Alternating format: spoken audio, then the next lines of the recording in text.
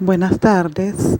Quien le habla, mi apreciado profesor Eduardo, es Irta Sanoja, estudiante del cuarto año de Derecho en la UNEYES San Carlos Cojedes. Para en esta oportunidad, conjuntamente con mi compañera Rosa Isabel Barrios, le vamos a hablar en el subproyecto de práctica jurídica, específicamente en el tema de instrumentos jurídicos en el área del derecho administrativo, donde entran los escritos, diligencias y las diferencias entre ellos. Y para entrar ya en materia, podríamos decir que en nuestro país el sistema de procedimiento es escrito, aun cuando las últimas leyes dictadas en relación con los procedimientos se han acogido a sistemas oral, no dejan de tener un sistema escrito, pues al principio de oralidad en dichos procesos rige específicamente el juicio oral.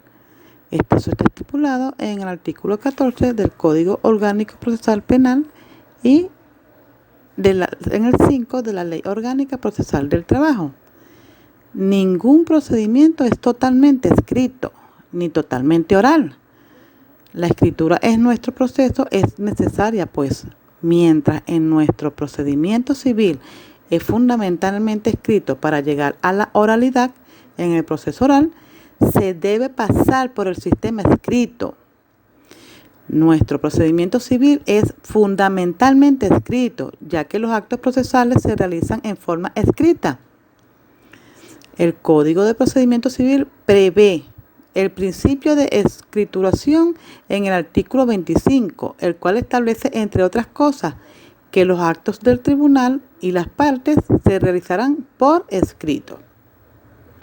Ahora bien, ya para tocando más profundo el tema, podríamos decir que más adelante, en el artículo 106 de Ejusden, señala que el secretario suscribirá con las partes de las diligencias que formule en el expediente de la causa y dará cuenta inmediata de ella al juez.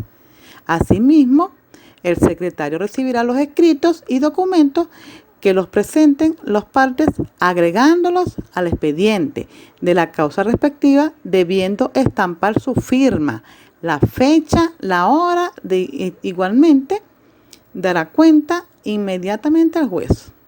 Eso está estipulado en el artículo 17.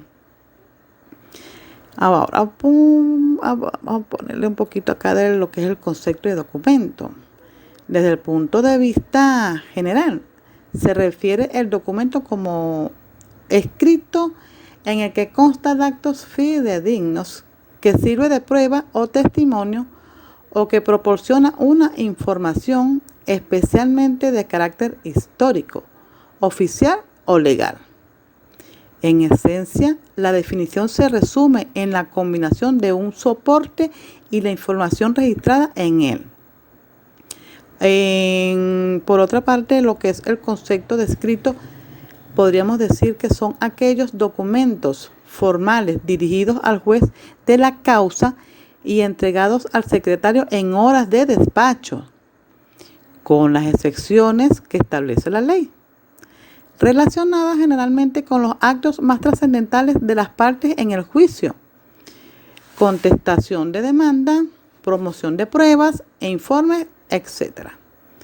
Y cuya incorporación al expediente es indispensable para la continuación de la causa sometida al conocimiento del juzgador.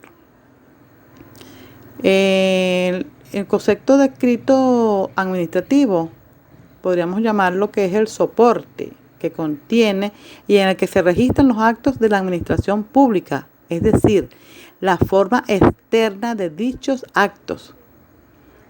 Está como un escrito resaltante donde podríamos decir que tiene la consideración de documento público, administrativo, los válidamente emitidos por los órganos de las administraciones públicas. Está también en esta parte, lleva lo que es lo fundamento legal. Eso establece nuestro Código de Procedimiento Civil en sus artículos 106 y 107 que el secretario suscribirá con las partes las diligencias que formulen en el expediente de la causa y dará cuenta inmediata de ella al juez. Asimismo, recibirán los escritos y documentos que le presenten las partes. Lo agregará al expediente de la causa respectiva, estampando en su firma la fecha de la presentación y la hora, y dará cuenta inmediata al juzgador. Dichas normas son ratificadas en el artículo 185 del Código ESUDEN, que señala que las partes harán sus solicitudes mediante diligencias escritas que entenderán que el expediente de la causa en su cualquier hora de las fijadas en la tablilla o cartel a que se refiere en el artículo 192 del mencionado código, y firmarán ante el secretario o bien por escrito, que presentarán en las mismas horas al secretario firmado por la parte o sus apoderados. Ahora bien, funciones del escrito administrativo. ¿Cuáles son las funciones? Dos de las funciones que cumplen los documentos: la de constancia y la de comunicación. La constancia es la parte para asegurar la conservación de los actos administrativos como pruebas de su existencia, sus posibles errores o vicios y sus efectos, sean jurídicos, administrativos o meramente informativos, para garantizar los deberes y derechos de los ciudadanos, tales como es el acceso a la consulta o a los registros y archivos de la administración pública. También está para testimonio y justificación de la gestión administrativa que garantiza el control de la legalidad. En la parte de comunicación está, aparte de servir de constancia, el documento es de medio con el que la administración se dirige a los ciudadanos, a otras entidades o a los distintos órganos que le entregan. En consecuencia, integrarlo documentos también que cumplen una función informativa y comunicativa. Para iniciar un procedimiento administrativo de tipo ordinario, el escrito administrativo en sintonía con la LOPA, que es la Ley Orgánica de Procedimientos Administrativos, según el artículo 49, establece lo siguiente: cuando el procedimiento se inicie por solicitud de persona interesada en el escrito, se deberá hacer constar como parte 1 al organismo al cual está dirigido. Como parte 2, la identificación del interesado y, en su caso, de la persona que actúe como su representante, con expresión de los nombres y apellidos, domicilio, nacionalidad, estado civil, profesión y número de la cédula de identidad o pasaporte. En otro punto, la dirección del lugar donde se harán las notificaciones pertinentes. La otra está lo que es los hechos, razones y pedimentos correspondientes, expresando con toda claridad la materia objeto de la solicitud. El otro es la referencia a los anexos que lo acompañan, si tal es el caso. La otra es cualesquiera otras circunstancias que exijan las normas legales o reglamentarias. Y por último, la firma de los interesados. Esto es todo lo que está expuesto. Espero que sea de su agrado, profesor, y con total claridad. Muchas gracias. Hola, muy buenas tardes. Continuando con la explicación de mi compañera en relación a nuestro tema, que es escritos y diligencias, voy a hablarle de las diligencias. Este es un documento en el que se hace constar la realización efectiva de un trámite administrativo o mediante el cual se verifica un acto de resolución. Una diligencia también es un documento extendido por el secretario judicial con el objeto de dejar constancia en los autos determinados de actos procesales o de interés procesal para el proceso correspondiente. Es por ello que decimos que la diligencia no requieren de muchas formalidades, ya que estas son redactadas de forma manuscrita en la sede del tribunal. y tiene su basamento legal establecido en el Código de Procedimiento Civil, en su artículo 187. En este sentido, podemos decir que al estar orientado nuestro proceso civil en la escritura, entonces las actuaciones de las partes deberán realizarse mediante un acto u otro que dispone la ley, dependiendo del caso, con notables diferencias entre el escrito y la diligencia. Para la realización de la diligencia debemos tomar en cuenta una serie de requisitos. Primero, tenemos que tomar en cuenta la designación del tribunal ante quien se entabla. Luego, el nombre, domicilio y profesión o oficio del demandante y de las personas que lo representan y la naturaleza de su representación. Luego, el nombre, domicilio y profesión o oficio del demandado. Luego, la exposición clara de los hechos y fundamento en derecho que se apoya. Y por último, la enunciación precisa y clara, consignada en la conclusión de las peticiones en que es cometido el fallo.